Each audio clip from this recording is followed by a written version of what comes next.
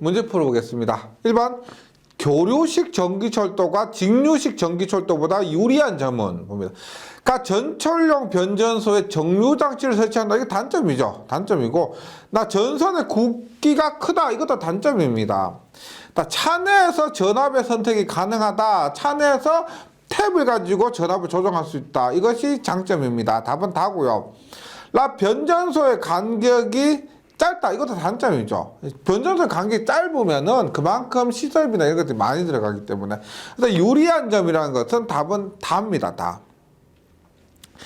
2번 모노레일 등에 주로 사용되고 있는 전차선로의 가선 형태는 무엇인가 합니다. 모노레일이 제가 대구에 가면 그 지하철 3호선인가 그렇습니다. 그것이 모노레일로 설치됐다고 했는데 이것을 어떤 책에는 3궤도 방식으로 되어 있는데요. 3궤도 방식 아닙니다. 모노레일은 강체 복선식입니다. 강체 복선식. 강체로 되어 있고요. 전선이 아니고 강체로 되어 있고 복선으로 되어 있다는 겁니다. 모노레일 강체 복선식 외워주시기 바랍니다.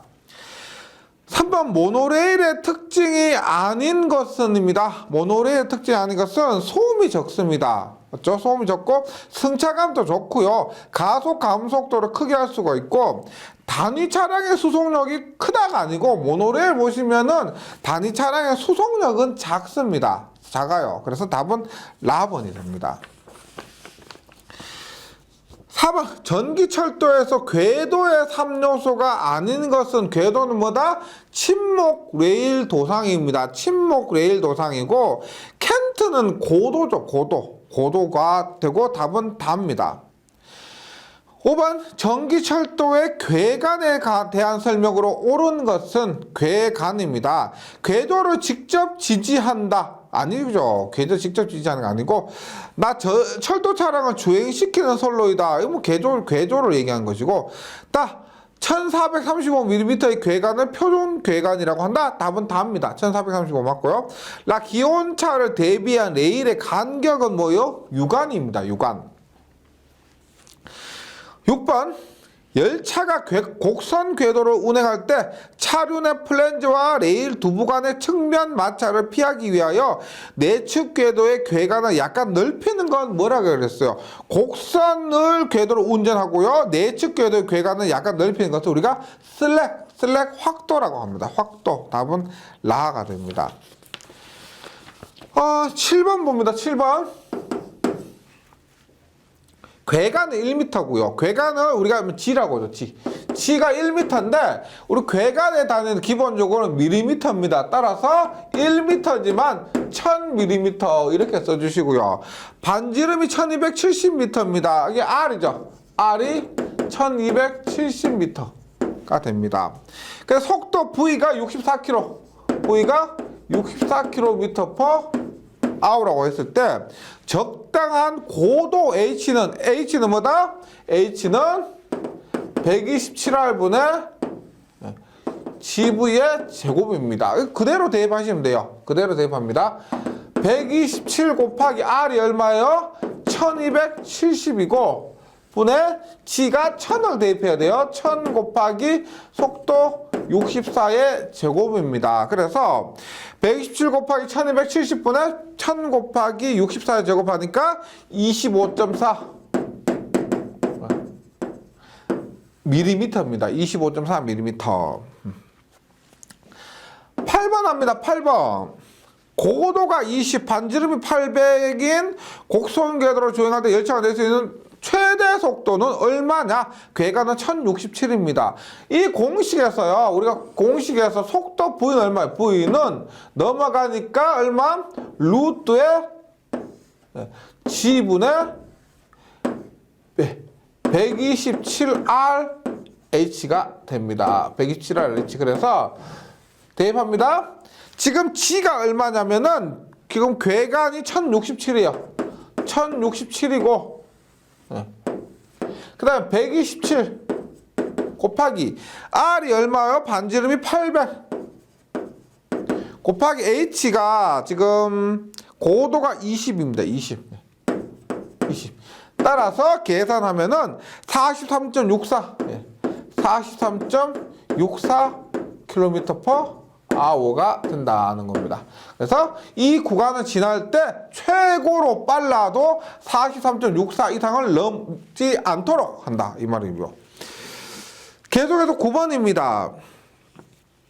온도 변화에 따른 나오면 유관이죠. 온도 변화에 따른 겨울이나 여름이나 이게 늘어나고 압축되고 그것을 고려했을 때 유관입니다. 유관. 계속해서 10번 문제입니다. 10번. 전기철도에서 궤도의 3요소가 아닌 것은 앞에서 나왔지만은 침목 레일 도상인데 궤조가 레일이라 그랬죠. 그래서 궤조라고 할 때도 있고요. 레일이라고 할 때도 있습니다. 구배는 기울기를 얘기하는 거예요. 구배는 기울기. 그래서 답은 라번입니다. 11번. 바깥쪽 레일은 원심력의 작용으로 지나친 하중이 걸려 탈선하기 쉬우므로 안쪽 레일보다 얼마가 높게 한다. 이 바깥쪽 레일과 안쪽 레일의 차를 무엇이라고 했나? 앞에 했지만 고도 켄트입니다. 고도 켄트. 12번. 전차선로의 철차에 관한 설명으로 옳은 것은 철차가 뭐예요? 궤도를 분기하는 장치라고 했죠. 철차는 궤도를 분기하는 장치를 철차라고 합니다. 그래서 답은 가고요. 나 차로는 하나의 궤도에서 다른 궤도로 유도하는 거 이것은 전철기입니다. 전철기고 철차는 가. 예. 13번. 철차의 반대쪽 궤도 측에 설치하는 궤도가 뭐다? 반대쪽 궤도 측에 설치하는 것이 호륜 궤도죠. 호륜 궤도가 됩니다. 14번 복진 방지 방법으로 적당하지 않는 것은입니다. 복진이 뭐라 그랬어요? 열차의 진행 방향으로 움직이는 것이죠. 이것은 복진이고 복진을 방지하는 방법으로 적당하지 않는 것. 그러니까 레일에 임피던스 본드를 설치한다. 우리 임피던스 본드가 뭐예요? 우리가 임피던스 본드라는 것은 레일의 전류는 흐르게 하고 신호 전류는 흐르지 못하도록 해주는 것이 임피던스 본드지 이것이 복진 방지와는 상관이 없습니다. 레일 자체가 밀리지 않도록 해주는 거예요. 그래서 답은 가고 철도용 못을 이용해서 침목 간의 체결력을 강화한다. 맞죠? 못을 이용해서 체결력 강화. 레일의 앵커 부설합니다. 그 다음에 침목을 연결해서 침목의 이동을 방지한다는 맞죠? 답은 갑니다. 15번. 교류 전철 흡상 변압기 방식. 흡상 변압기가 뭐라 그랬어요? 부스터 트랜스포머라고 해서 BT요. BT 방식에서 흡상 변압기를 설치하는 목적은 뭐예요? 누설 전류를 흡상입니다. 누설 전류를 감소시켜서 전식을 방지죠. 전식 방지 아니고 통시선 유도장애 경감입니다. BT 누설 전류 경감시켜서 통시선 유도장애 경감이 됩니다. 답은 다. 16번 교류식 전기철도에서 전압불평형을 경감시키는 겁니다. 전압불평형은 뭐다? T연결선, 스코트 결선 3상을 우리 이상으로 3상을 하면은 불평이 우리가 RST상에 똑같은 부하가 걸리면 좋은데 철도상에서 그렇게 되지 않기 때문에 3상보다는 2상을 사용한다는 겁니다. 그래서 전압 불평형을 건감시키는 것이 이 스코트 결선 혹은 T형 결선이 되는 거예요. T형 결선. 그래서 전압 불평형 경감 스코트 결선 우리 앞에 15번에서 흡상 변압기는 통신선 유도장애 경감 이렇게 기억을 해주시기 바랍니다. 그 다음에 17번에 또 전기철도 급전 방식으로서 교류 급전 방식 중 AT 급전입니다. AT 급전은 뭐다? 단권 변압기죠. 단권 변압기보다 전압 강화 경감입니다. 전압 강화 경감. AT 급전 방식은 어떤 변압기를 사용해서 급전하는 방식을 말하는가? 단권 변압기 AT, 단권 변압기 AT, 흡상 변압기 BT, BT. 18번 전기 차량의 집전 장치입니다. 전기를 받는 거, 공급받는 거라 그랬죠. 집전 장치는 우리가 쓰는 거 트롤리봉이나 뷰겔이나 펜터그래프가 있다. 요 트롤리봉, 뷰겔, 펜터그래프고요. 그 다음에 복진지는 뭐라 그랬어요? 앞에 나왔던 복진 방지가 복진지라고 했습니다. 복진 방지하는 것이 복진지. 답은 나입니다. 나. 19번 급전선에 급전 분기 장치, 급전 분기입니다. 말 그대로 분기 장치 설치 방식이 아닌 것은입니다. 급전 분기 장치에서는 스펜선, 암칙, 그 다음에 브래켓식이 있고, 커티너리식은 뭐예요? 조가 방식이죠. 커티너리식, 직접 조가 방식, 단식 커티너리, 그 다음에 복식 커티너리, Y형 커티너리, 이런 것들이 있다고 했고요. 이것은 커티너리 방식, 이고 커티너리는 조가 방식이고요. 분기 장치의 설치 방식은 스펜선, 암, 그 다음 브래켓 이것이 됩니다. 답은 다고요. 20번 그림과 같은 전동차선의 조각법은 뭡니까? 지금 보시면 직접 조각식은 아니죠. 지금 조각선이 있는데 가장 단순한 조각 방식입니다. 가장 단순한 조각 방식이기 때문에 얘는 나번 단식 커티너리식입니다. 단식 커티너리식. 그래서 답은 나.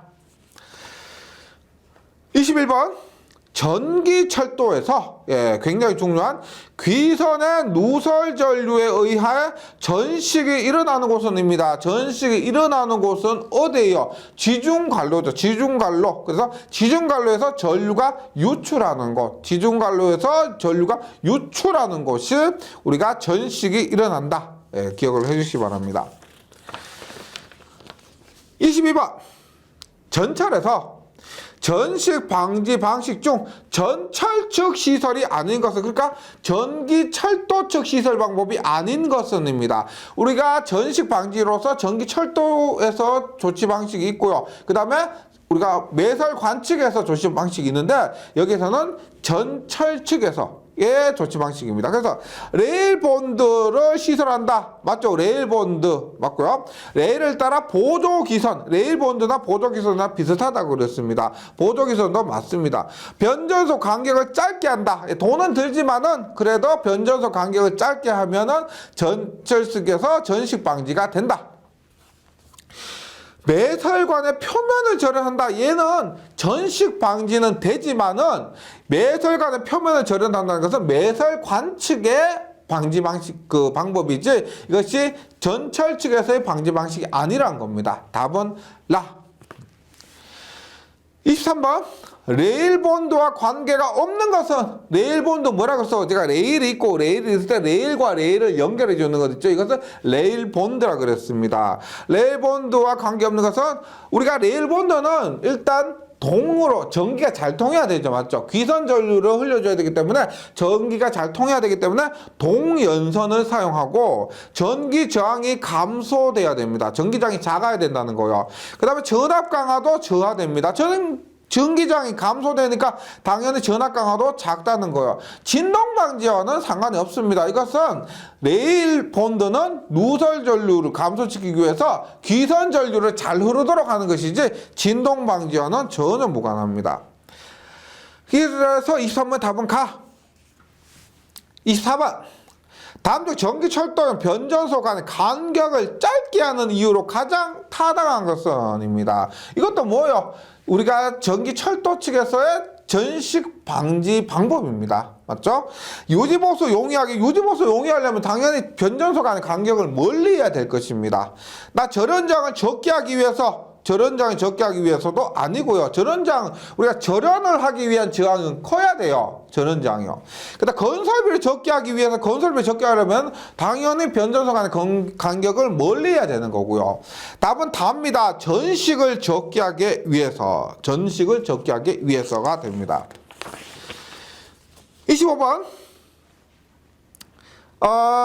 직류 전차선로에서 전압 강화 및 레일의 전위 상승이 현저한 경우에 귀선의 전기장을 감소시켜 전식의 피해를 줄일 수 있기 위해 설치하는 것으로 가장 옳은 것은입니다. 이거 말씀드렸지만은 레일본드가 만약에 지금 보기에 보조기선이 답이 없다면은 레일본드가 답이 될 수도 있는데 여기에서 전위 상승이 현저하기 때문에 그것을 방지하기 위해서 보조기선입니다. 보조기선. 보조적으로 기선 하나 더 설치하는 것이기 때문에 여기에서는 보조기선이 더 적당합니다. 만약에 보조기선이 없다라고 하면은 레일본드 이런 거 선택하셔도 되겠지만 전위 상승 현저한 경우 이런 말이 있기 때문에 보조기선을 답으로 선택해 주시기 바랍니다. 26번 전기철도에서 귀선 궤조, 귀선 레일입니다. 귀선을 사용하는 레일에서 누설 전류를 경감하는 방법과 관련이 없는 것은, 그러니까 누설 전류 경감이 뭐야? 전식 방지죠. 전식 방지하기 위해서 보조 귀선 맞고요. 나 크로스 본드도 맞습니다. 이거 뭐요? 크로스 본드도 레일과 레일 사이, 궤조와 궤조 사이를 연결해서 누설 전류를 감소시키는 방법 맞고요. 나 귀선의 전압 강화 감소, 전압 강화도 맞습니다. 귀선의 전극성으로 설정은 아니고, 우리가 전기설비 기술기준및 판단 기준 보시면 많이 나오는데, 이 귀선은 부극성으로 합니다. 부극성, 마이너스 극성으로 하지 전극성으로 하는 것이 아닙니다. 계속해서 27번 봅니다. 27번. 전차용 전동기에 보극을 설치하는 이유는, 우리가 전기기기에서 보극 뭐요? 우리가 보극은 정류를 좋게 한다, 이런 거 있죠. 전기자 반작용 감소하고 정류를 좋게 한다, 이런 것이 있었지만은, 전차용 전동기에서는 역회전 방지 역할을 합니다. 다른 거 아니고요. 진동 방지하고 삼각 방지 이런 것도 아니고, 역회전 방지의 역할을 한다고 외워주시기 바랍니다. 27번에는 답이 나요, 나. 28번입니다. 28번. 교류 전기차에 속도 제어에 해당되는 것은입니다. 우리가 속도 제어가 있을 때 직류는 뭐가 있었어요? 직류는 직병렬 제어도 있고, 그 다음에 계자 제어도 있고, 저항 제어 등이 있었고요. 그 다음에 교류는 뭐가 있었어요? 교류는 탭 변환이 있었습니다. 탭. 다시 한번 확인해 보세요. 직류는 전압 제어인데, 전압 제어 대표적인 것이 직병렬 제어고, 그 다음에 계자 제어가 있고 저항 제어 등이 있지만은, 교류에서는 탭 변환이 있었습니다. 그래서 라번 탭 절환 제어가 됩니다. 라. 29번. 열차 제동 방법 중 전기 에너지를 트롤리선으로 반환하는 제동 방법입니다. 반환하니까 뭐요? 반환? 회생제동입니다. 어렵지 않죠? 반환하니까 회생제동입니다. 30번. 전기 차량의 구동용 주전동기의 특성을 설명한 것이다. 틀린 것은 전기 차량의 구동용 주전동기요. 그러니까 직류 직권 전동기의 회전수에는 단자 전압에 비례하고 부하 전류에 반비례한다. 이거 공식 있죠? 예, 회전수는 단자 전압 비례하고 부하 전류에 반비례한다. N은 K파이, E는 K파이 N이니까요. 요게 대입하시면 가는 맞습니다. 직류 직권 전동기의 토크는 전류의 2제곱에 비례한다. 우리가 분권이나 타여자나 복권 이런 거 말고 직권의 특별한 그 특징이 전류의 제곱에 비례한다는 겁니다. 맞죠? 그래서 답은 나는 맞습니다. 맞는 말이고요. 유도 전동기는 VVVF 인버터 장치가 필요하다. VVVF 뭐요? 베러블 볼테이지, 베러블 프리퀀시에서 전압과 주파수를 모두 변환시키는 장치가 인버터가 필요합니다. 유도 전동기는요. 그 다음에 유도 전동기 2차 전류는 자속 P와 주파수 F에 반비례한다. 아니죠. 우리가 전기 기기 시간에 배웠는데, 유도 전동기 2차 전류는 루트 R2의 제곱 플러스 X2의 제곱분의 E2의 제곱 해서, 여기에서 말한 것처럼 자속 주파수와 상관이 없습니다. 상관이 없어요. 그래서 2차 전류와 자속 주파수 P와 F와는 무관하다, 이렇게 보시면 되겠습니다. 그래서 여기에서 틀린 것은 답은 라범입니다. 이 문제도 시험에서 그대로 있죠. 그대로 컨트롤 C, 컨트롤 V 해가지고 나온 경우가 많아요. 예, 그래서 이 부분 이 문제 꼭 기억을 해주시기 바랍니다. 31번입니다. 앞에서 설명드렸지만은, 전기차의 속도 제어 방식 중에서 VVVF 제어법은 무엇입니까? 얘는 베러블 볼테이지, 베러블 프리퀀시라서 전압도 바꾸고 주파수도 바꾸는 겁니다. 그래서 답은 가요. 주파수와 전압을 동시에 제어하는 방법. 주파수와 전압을 동시에 제어하는 방법 가고요. 32번.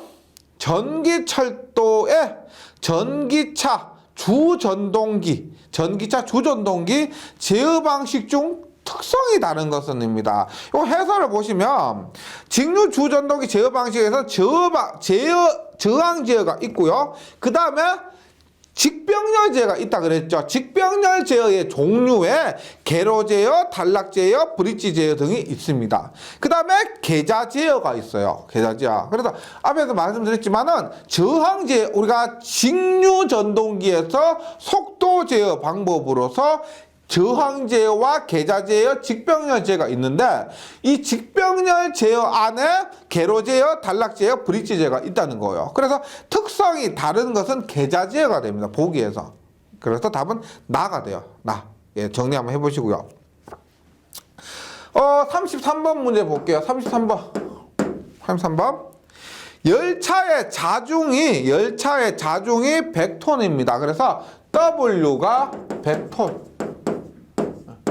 W 100톤이고 동륜상의 중량이 우리가 WA 90톤입니다.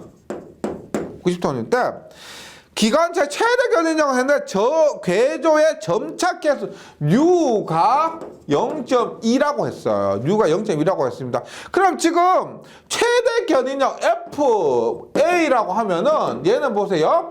U가 주어졌기 때문에 열차 자체의 무게로 얘기하느냐 혹은 동륜상의 무게로 얘기하냐면 WA로 얘기하는 겁니다. 그래서 뭐 U 곱하기 WA인데 이것의 단위는 톤이고요. 지금 33번에 물었을 때 견인력은 킬로그램이기 때문에 킬로그램으로 얘기하면은 당연히 1000을 곱해줘야 되는 겁니다. 1000을 곱해줘야 되는 거예요. 따라서 1000 곱하기 0.2 곱하기 WA는 90을 대입하니까 얼마가 된다? 얘는 18,000이 돼요. 18,000 킬로그램. 문제에서 킬로그램 F라고 했기 때문에 18,000 킬로그램 F고요. 다시 이렇게 점착 개수가 주어졌을 때는 동륜상, 예, 점착 개수 자체가 동륜과 상관이 있죠. 동륜상 중량을 예, 대입한다는 겁니다. 34번. 예, 34번 봅니다. 30, 네, TF입니다. 톤 F의 전동차가, 얘는 전동차라는 열차 자중을 얘기하는 거예요. 그래서 W가 30 이고요. 이때 G가요. 1000분의 30이요. G가 30. 1000분의 30일 때 견인력은 얼마? 견인력 F는 얼마다? 이렇게 주었을 때 얼마? WG라 그랬죠. WG 얼마? 30 곱하기 1000분의 30인데 지금 문제에서 지금 보세요. 킬로그램 F라고 물었죠. 킬로그램 F라고 물었기 때문에 톤이면 1000을 곱해줘야 되는 겁니다. 1000을 곱해줘. 그래서 얼마예요? 답은 900kg F가 된다. 답은 다입니다. 다. 예, 뭐 1000 곱해주고 이것은 톤을 킬로그램으로 바꾸는 것이고요. 뭐 공식이라기보다는 그냥 단위 변환이다. 이렇게 이해하시면 더 좋겠습니다. 35번. 35번. 전기철도에서 표정 속도를 나타내는 것은입니다. 표정 속도는 보세요. 지금 요거 뭐 공식은 조금 어렵게 보이지만은 표정 속도 보세요. 는 지금 우리가 이동 거리죠. 이동 거리고 운전 시간 더하기 정차 시간입니다. 운전 시간 더하기 정차 시간. 이렇게 했을 때 보세요. 지금 예를 들어서 제가 말씀드릴게요. 보세요. 지금 여기 5개 있습니다. 예, 5개 있다고 하세요. 그랬을 때 지금 정거장 간격을 지하철이라 보고요. 이 L이 L입니다. 예. 그리고 지금 정거장 수가 N이에요. 지금 N이 5라고 합니다. 정거장 수가 5예요. 5. 그러면 이 공식에서 이동 거리는 얼마가 됩니까? 이동 거리는 보세요. 지금 표정 속도에서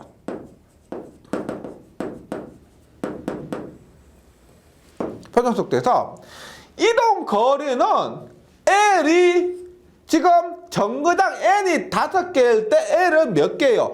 L이가 4개입니다. 정거장이 5개라고 해서 이동 총 거리가 5L이 아니고요. 4L입니다. 4L. 맞죠? 따라서 총 이동 거리는 N n-1L이 된다는 겁니다. n-1L. 예. 그 다음에 전 주행 시간이 t입니다. t고요. 전 주행 시간 t고. 그 다음에 지금 정차 시간이 있습니다. 맞죠? 정차 시간. 요거 잡으시는데 정차 시간 어디에서 정차해요? 여기에서 정차하는 거 아니죠.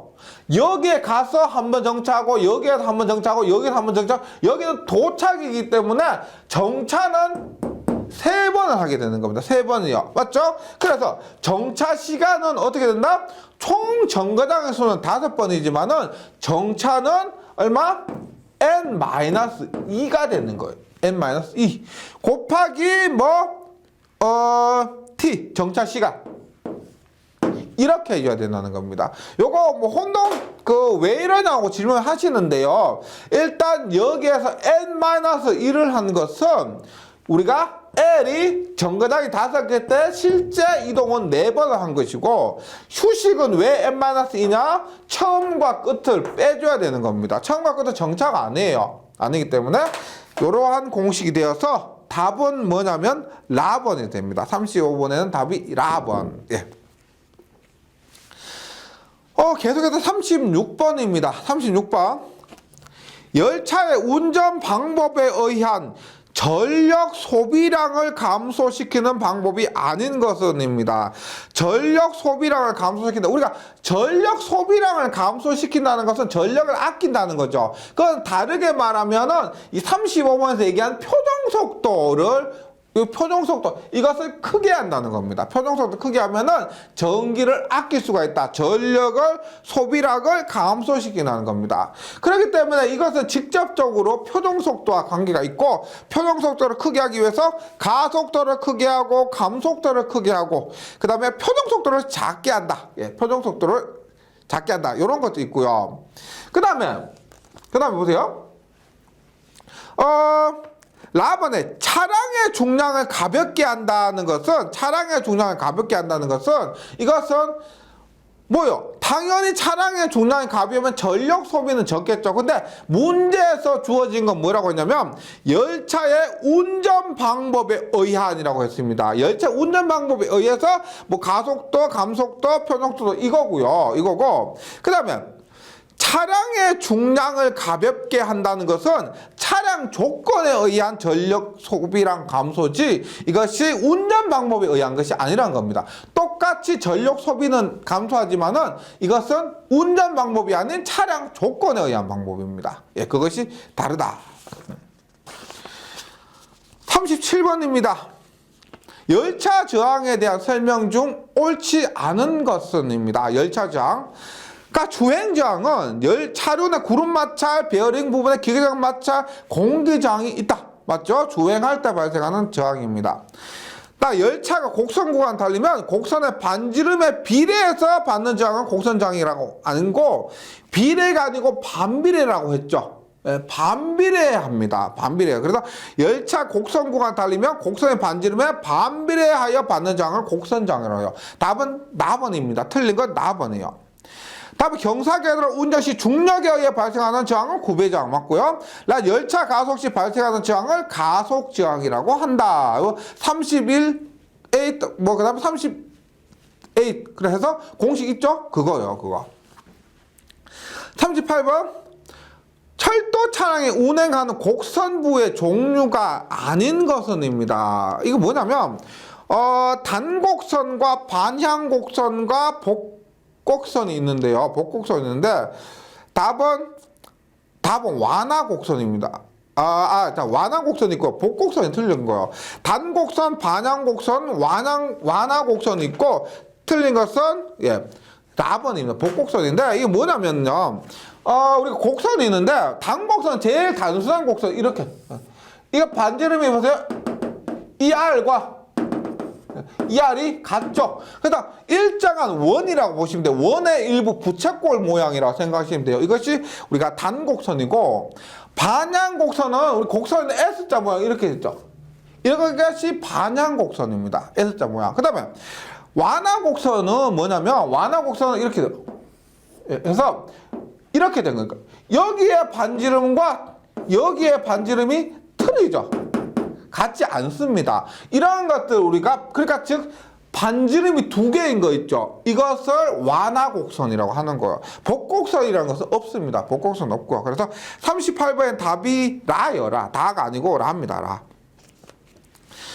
39번 궤조를 직류 전차선 전류의 귀로로 사용할 때 폐색 구간의 경계를 귀로 전류가 흐르게 하여 하는데 이와 같은 목적을 이루기 위해서 각 구간의 경계는 무엇으로 연결하여야 하는가? 이것이 임피던스 본드입니다. 임피던스 본드가 뭐냐? 신호 전류는 통과하지 않고 전차선 전류가 통과하는 장치인데 이것이 폐색 구간의 경계를 귀로 전류가 흐르게 할 때 이 임피던스 본드가 사용됩니다. 임피던스 본드 전차선의 전류가 신호 전류 흐르지 못하게 하고 귀로 전류 흐르게 하는 것 요거 하고요. 그 다음에 폐색 구간에 귀로 전류가 흐르게 하여야 하는데 이와 같은 목적을 이루기 위해서 구간의 경계를 연결하는 것 이거 두 가지 외워주시기 바랍니다. 요거 폐색 구간의 경계를 귀로 전류 흐르게 할 때 임피던스 본드입니다.